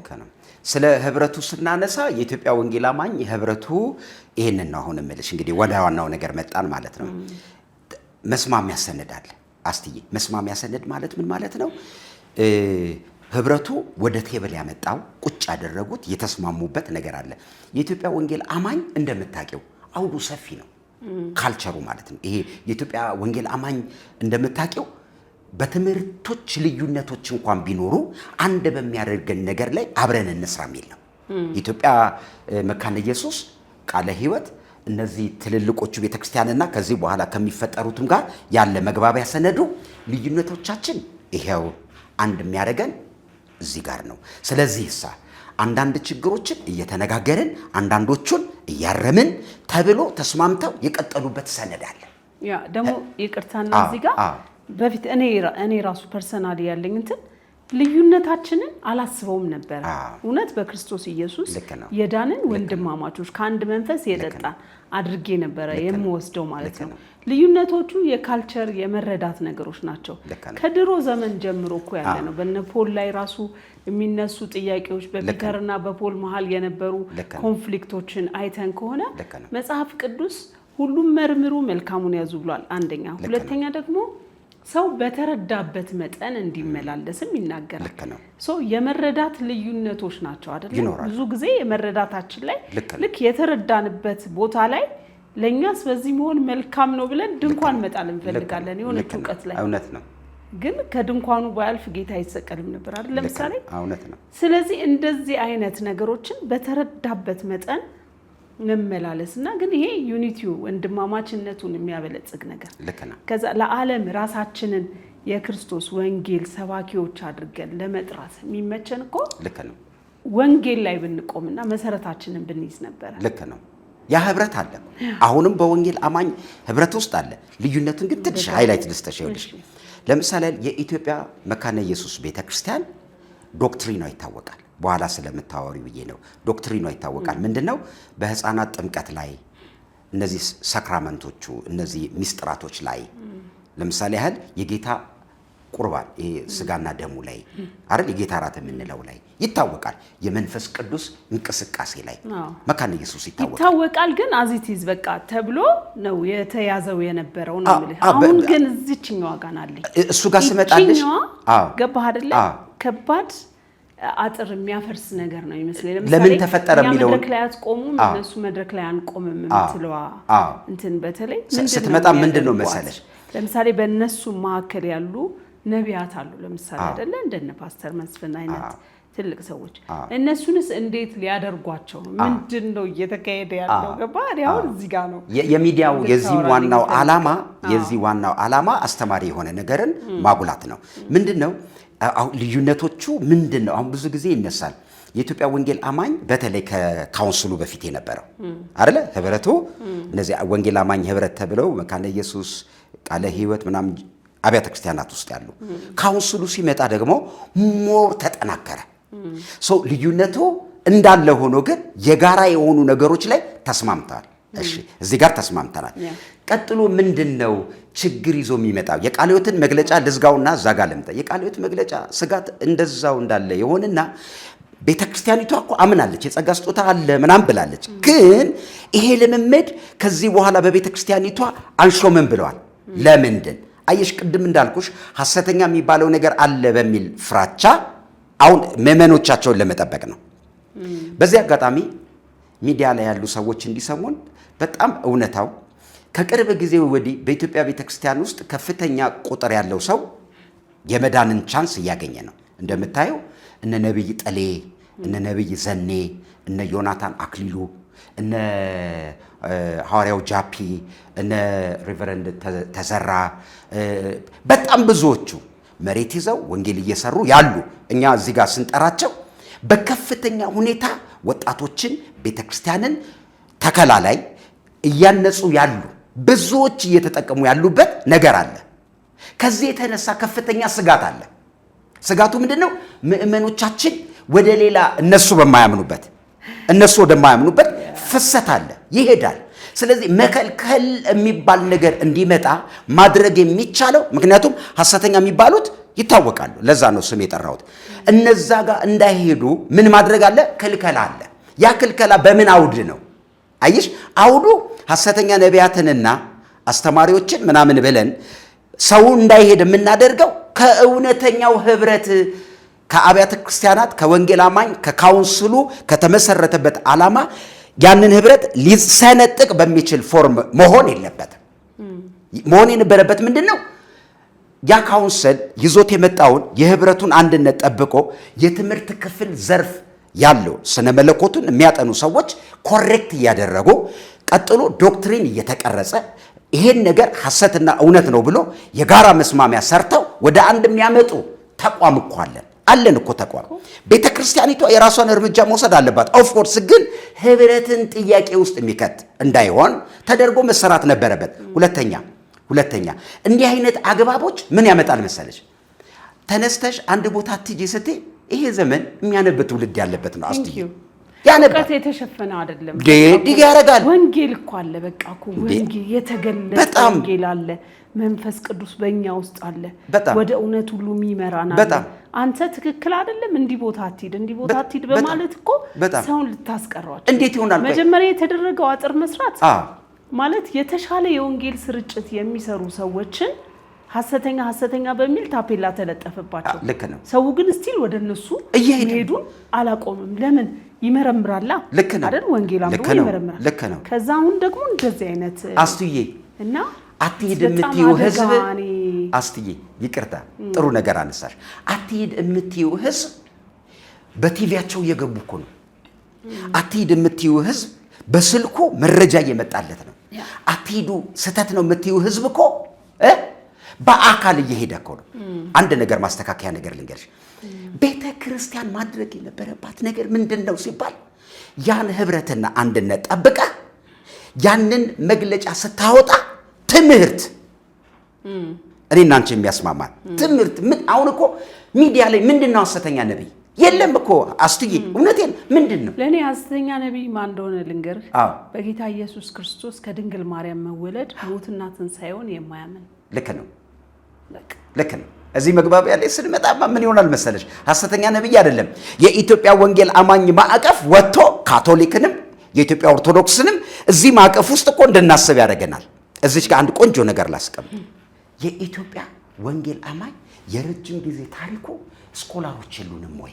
ጥናት ያደረጉ የተቀመጠ ዶክትሪን ቁጭ ያለ ትምህርት የለንም ወይ? መካከላችን ጳውሎስ አንደኛ ቆሮንቶስ ላይ ምን እንዳለ ተቀደሽ? በመካከላችሁ የበሰሉ ሽማግሌዎች የሉም? ለክርክር ለዓለም የሚሆን ከዓለም ልታመጡ አይደለም ለዓለም የሚሆን መፍትሄ ያላቸው የኢትዮጵያ ቤተክርስቲያን እኮ በጣም የተማሩ ትልልቅ ሰዎች ኤክስፒሪየንስ ያላቸው አሉ። ለምንድን ነው ዶክትሪን የማይቀረጸው?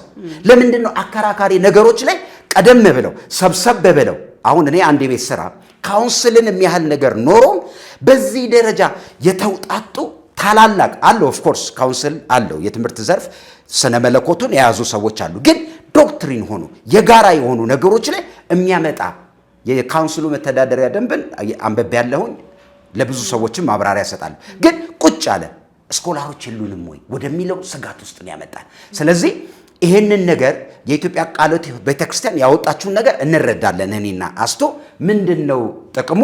ጉዳቱስ? ህብረት ይጎዳል። አንድ ሁለተኛ ከነሱም አንፃር ደግሞ እነሱ ጋር ያሉ እኮ አሉ ነቢያቶች አሉ ፕራክቲካል የተገለጠ ላይፍ ያላቸው ለኢትዮጵያ ቤተክርስቲያን ምሳሌ የሆኑ ብዙዎች መተው የሚጠቀሙ ምንድነው አሁን ለሚነሳው ግርግርና ጥያቄ አጋንንት ፎከሳችንን ከወንጌል ስራ አውጥተን ሌላ የቤት ስራ ውስጥ እንድንገባ ነው። ዚስ በቃ እኔ ዛሬ እውነቴን ነው የምነግርህ ልጋብዝ የፈለኩት ራሱ በዚህ ጉዳይ ነው። አሁን እኛ የክርስቶስን የማዳን ወንጌል የምንናገርበትን ሰዓት በታይትል ጭቅጭቅ እዚህ የማይረባ ነገር ለሰው ልጅ ለመዳን መሰረታዊ ያልሆነ ነገር ላይ ስንራኮት ስንከፋፈል አጥር ለይተን እንድንቀመጥ የሚያደርግ ነገር ነው። ለምሳሌ ያህል ልንገርህ በጣም ያስደነገጠኝ አሁን ለምሳሌ መካነ ኢየሱስ እንትን የነሱ ቄሶች በቄስ በሚል የሚጠሩ እንትኖች ሌሎች ሐዋርያት ነቢያት ብለው ራሳቸውን የጠሩ አካባቢ ሄደው እንዳያስተምሩ እንከለክላለን አሉ። ይሄ የወንጌል ባህሪ ነው ወይ? አይደለም። የዳነ ወንድምህና እህትህ ጋር ይቅርና ያልዳኑት መሃል ጨውና ብርሃን ሁኑ፣ ጨለማው ላይ ሄዳችሁ ብርሃን ሁኑ አይደለም ወይ የሚሉት? ወንጌልን እንደዚህ ትገድባለህ ወይ? ኢቭን እኛ ልክ ነን ብለው የሚያስቡ ከሆነ እኮ እንደውም የነሱ አገልጋዮች እየሄዱ ነው በየቦታው እኮ ትክክል አይደሉም ብሎ ያሰቧቸውን ነገር እያስተማሩ ወደ ትክክለኛው መንገድ መመለስ ያለባቸው። ሄደህ አታስተምርም ማለት ቤተክርስቲያን እኮ መስሪያ ቤት አይደለችም። ሰው የሰራት ኢንስቲትዩት አይደለችም። የራሷ የሆነ እንትን ህግ ቀርጻ ከሌላው ጋር የሚለያት አድርጋ እንደ መስሪያ ቤት እንደ መንግስት መስሪያ ቤት ወይ ደግሞ በግለሰብ እንደ ተቋቋመ NGO አይነት አይደለችም። ነፍሳትን የማዳን ጥሪ ነው አይደለ ያለው ተልኮ። ተሳስተዋል ብለው የሚያስቧቸው ጋር እንደውም እኮ እነሱ የላኩ ማስተማር ነው ያለባቸው። እዛ መድረክ ላይ ቆማቸው አታስተምሩም የሚለው አጥር በጣም አደጋ እንዳለው ነው የሚታየኝ። እና ይሄንን ደግሞ በተለይ በጣም ያሁን ቤተክርስቲያን ችግር ነው ብዬ የማስበው ነገር እንደው ልንገርህ፣ የሶሻል ሚዲያ ተጽዕኖ በጣም እያረፈባት ነው። ሶሻል ሚዲያ ላይ ጮክ ብለው የሚወሩ ወሬዎችን ሚዲያ ላይ የሚሰራጭ ነገሮችን ውስጧን እያናጉት ነው ያሉት። ይሄ ነገር ወደዚህ በጣም የመጣበት ምክንያት በቅርቡ ወንድማችን ፓስተር ነው ዳዊት፣ እኔ አሁን በጣም ማደንቀው ሰው ነው። ለምሳሌ ለምንድነው መሰለህ ማደንቀው? የረሳነውን ወንጌል ላይ የተጻፈውን ነገር ነው ድጋሚ የሚያነብልን። ወንጌል ላይ እንደተጻፈው እንኑር የሚል አይነት ማስታወሻ ነው ብዙ ጊዜ የሚያነው። ግን አንዳንድ ሀሳቦች ላይ በጣም እንደዚህ ለጥጦት በእንትን የመምታት አይነት የማይፈልገውን ሀሳብ የመምታት አይነት ነገሮችን ደግሞ አይበታለሁኝ እና እሱ ይሄን ሀሳብ በጣም ሚዲያ ላይ ማውራት ከጀመረ በኋላ ነው እንደዚህ ጠንክረው መተው እንደዚህ አይነት መግለጫ ማውጣት ይችላል። እንግዲህ የወንድማችን ዳዊት ፋሲል አስተምህሮ በጣም ብዙ ጊዜ ሀሳብ ለመስጠት ፐርሰናሊ የተወሰነች ርቀት ሄጃለሁ። ሰው አንቺ አሁን ስላነሳሽው እዚህም ላይ ሀሳብ መስጠት ይቻላል። ግን የኢትዮጵያ መካነ ኢየሱስ መግለጫ ባለ 4 ደብዳቤ እጄ ላይ ነበረ፣ አይቻለሁ። ቲክቶክም ላይ አውርተንበታል።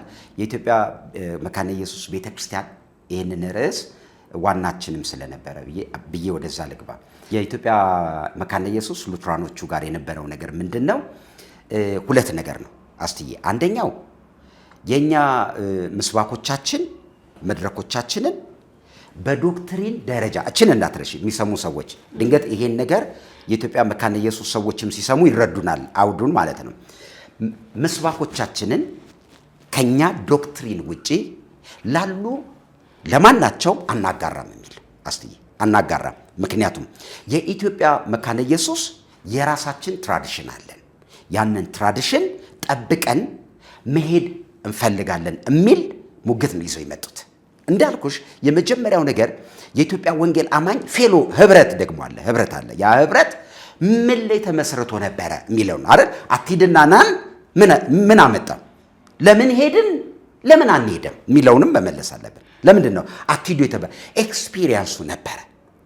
ብዙ ቄሶች ሄደው ከቄስ በሊና ከነ ቄስ ነገራ ከድሮ አባቶች ጀምሮ አይደለ አሁን ያሉትን ትልልቆቹ አስትዬ እነ ቄስ ትግስቱ ትልልቅ የእግዚአብሔር ሰዎች በመካነ ኢየሱስ ዶክተር ቄስ ገለታ በቃ አሉ እኮ።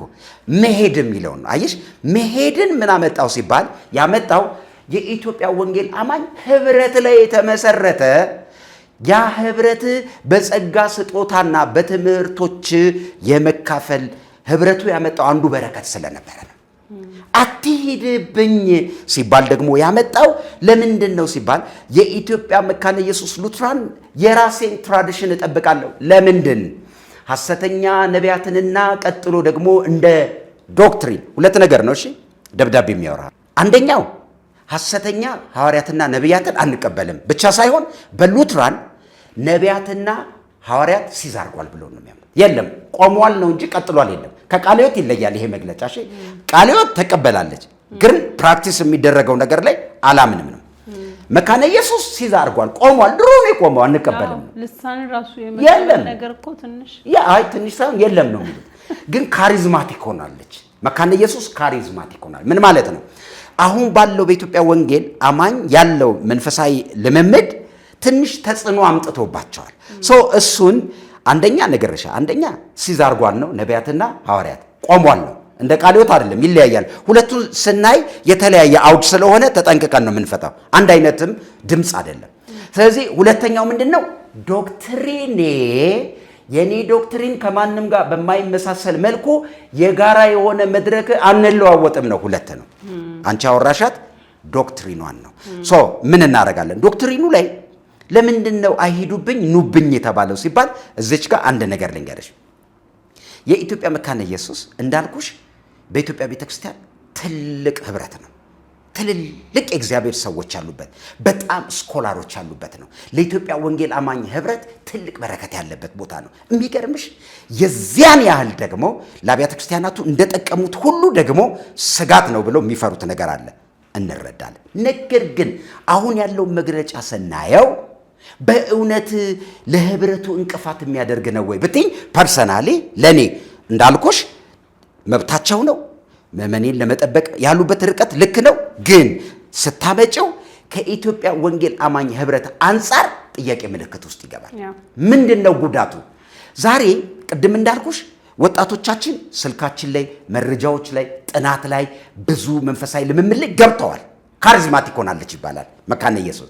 ሰው ይሄንን በምን አውድ እናስቆመዋለን? በእንደዚህ መግለጫ በክልከላ? እኔ ፐርሰናሊ አይመስለኝም። ለምንድን ሙግቱ ከትምህርትና ከዶክትሪን ውጭ ሆኖ ካሪዝማቲክ የሆነችውን የመካነ ኢየሱስን አውድ የነካው ከትምህርት ባለፈ የመንፈስ ቅዱስን እንቅስቃሴ መለማመድ ጀምሯል። ብዙዎቹ በልሳን ይጸልያሉ። አንዱ ቄስ ፍቄን ታውቂያለሽ? ሉትራን ቄስ ፍቄ ወዳጃችን። እንግዲህ አሁን እነሱ ይዘውት የመጡት ነገር ሌሎቹንም እኛ አሁን እነሱን ሌሎቹም ለሚዲያ አንጠራም እንጂ በጣም የሚገርሙ የመንፈስ ቅዱስን ልምምድና የጸጋ ስጦታዎችን በጣም ፕራክቲስ የሚያደርጉ አሉ። ስለዚህ ምንድን ነው የምናደርገው? ይሄንን መግለጫ ጥያቄ ምልክት ውስጥ የቀተተው አትሂድብኝ እና አልሄድብህም ይዞት የሚመጣው አደጋ አለ።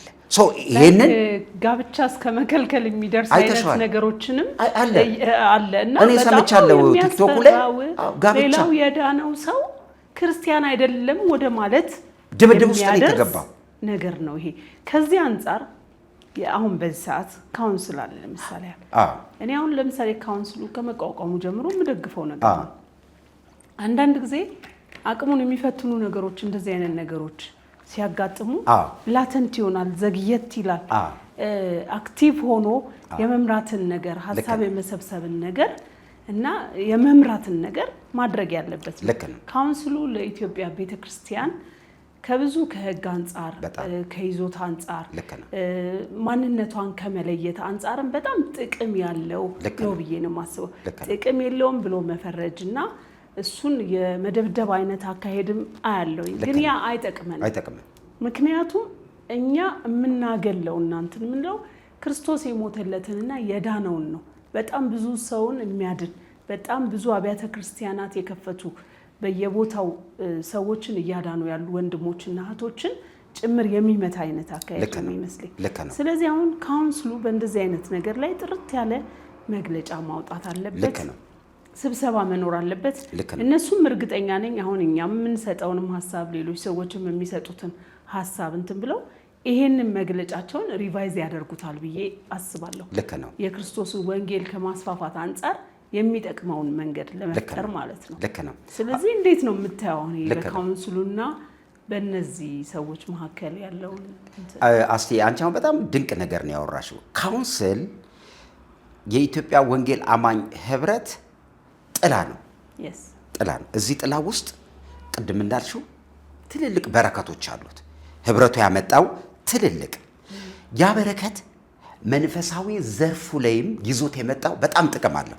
ለምሳሌ ድሮ አንድ ላይሰንስ ፈቃድ ያላቸው አካላት ሄደው የሚወስዱት ከመንግስት አካል ብቻውን እንደ አንድ ዘርፍ ሆኖ የመንግስት አካል ከሚያወጣው ስርዓትና ህግ ጋር ተከትሎ ያንን የሚዳኙ የሚያዩት ኬዙን የመንግስት አካላት ነበሩ። አሁን ተቋም ሆኖ በራሱ ስር ሆኖ ፈቃድ ለመስጠት መተዳደሪያ ደንብ አውጥቶ ቀርጾ እያየ ነው የሚመጣው።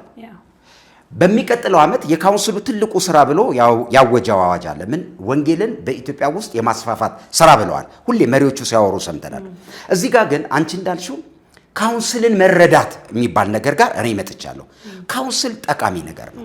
አሁን ያለው ካውንስል ከትላንትናችን ዛሬያችንም ለወደፊት የሚጠቅሙ ነገሮችን ይዞ የመጣ ነው።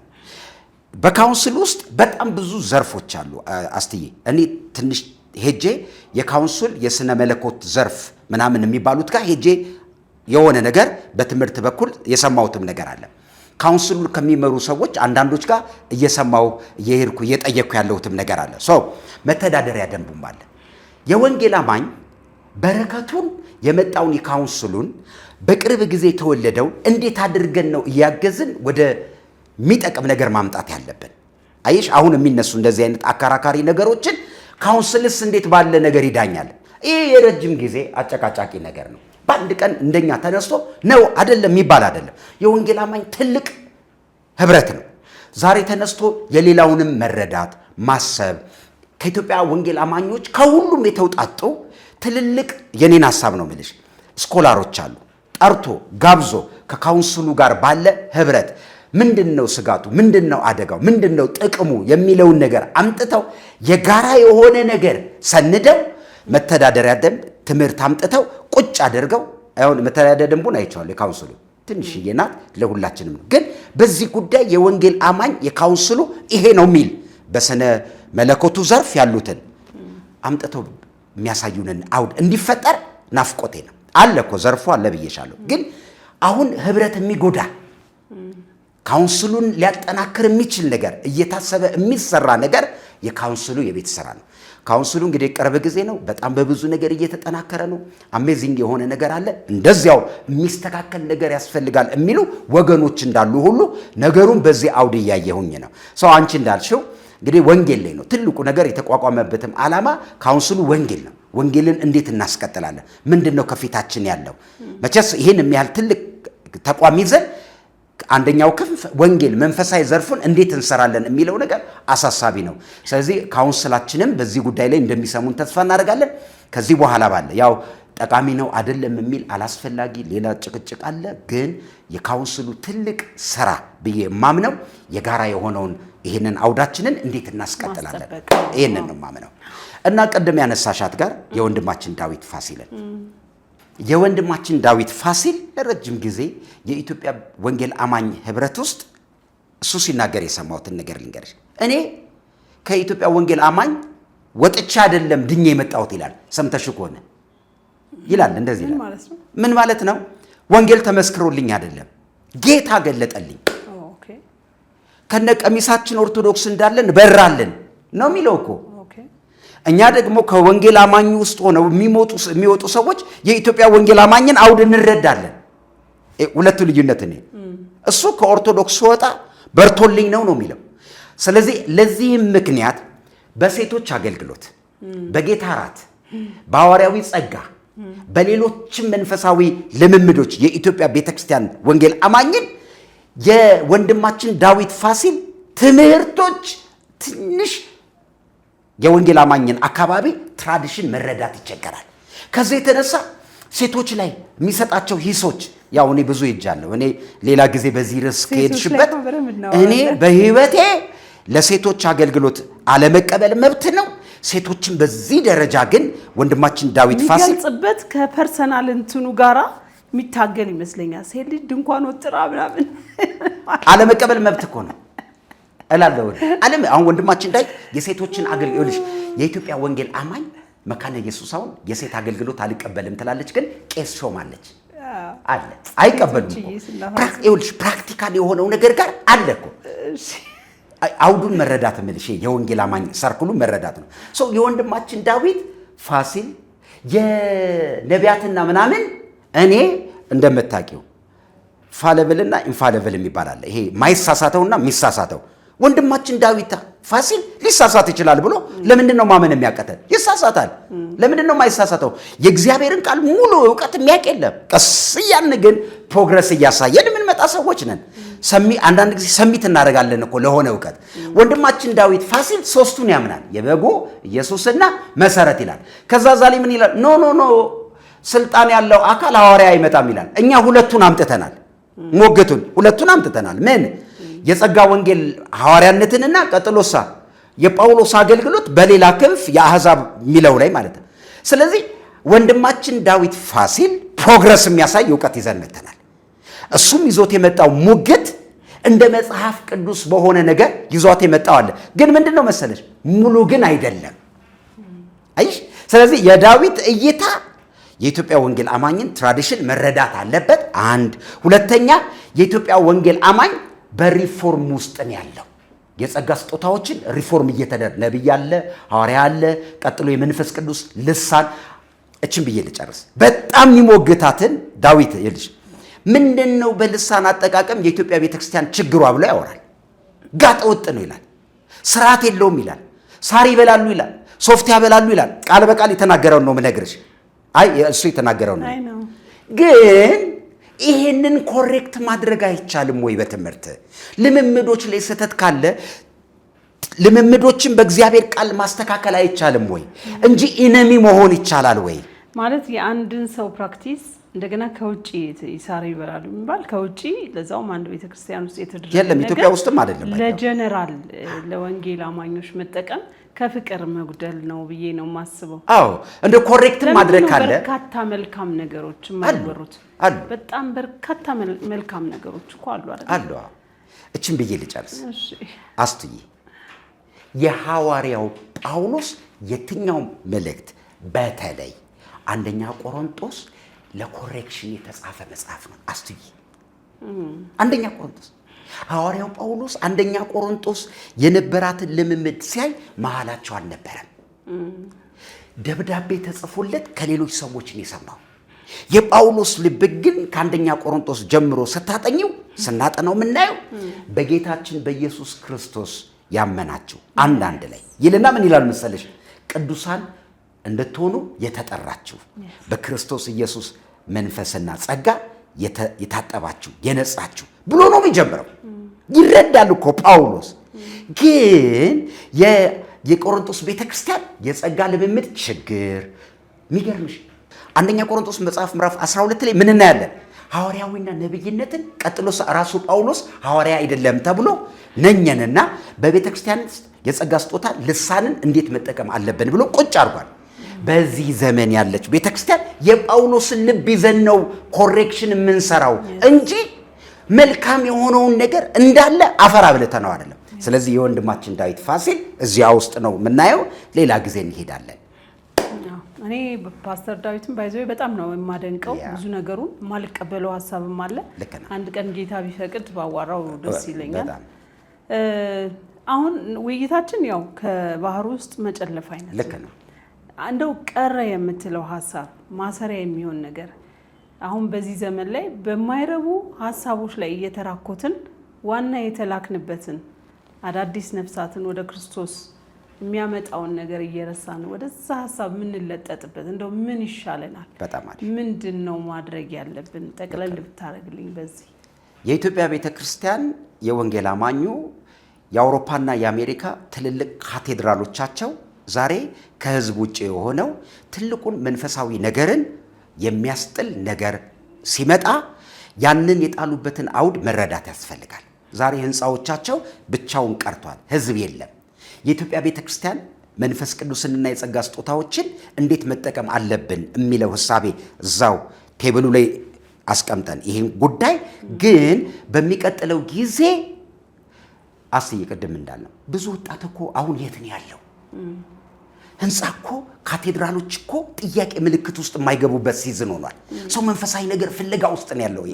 አስትዬ አሁን መሪዎቻችን ማሰብ ያለብን የዚህ የዌስተርኖቹና የአሜሪካን ኤክስፒሪየንስ መጥቶ ከህንፃ ያለፈ እይታ ሊመጣ ይገባል።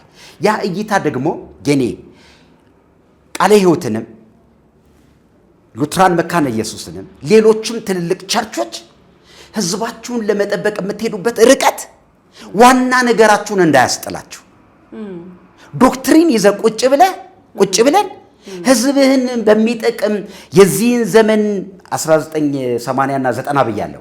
አሁን ያለው ትውልድ እንደ ድሮ አይደለም። መልሳለሁ ብትዩ አሁን እየተመልሻለሽ።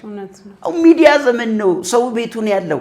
ስለዚህ ዶክትሪኖቻችሁን የማሰብ ጊዜ፣ ህብረትንና ወንጌልን የምንሰራበት ጊዜ፣ አለበለዚያ የአውሮፓንና የአሜሪካንን ቤተክርስቲያን እንዳንደገመው እግዚአብሔር እየሰራ ያለበትን መንፈስና ያንን እውነት መረዳት እንዴት ነው ጠቃሚ ነገር የምናዋጣው የሚለው ነገር ይሄ ወሳኝ ነው።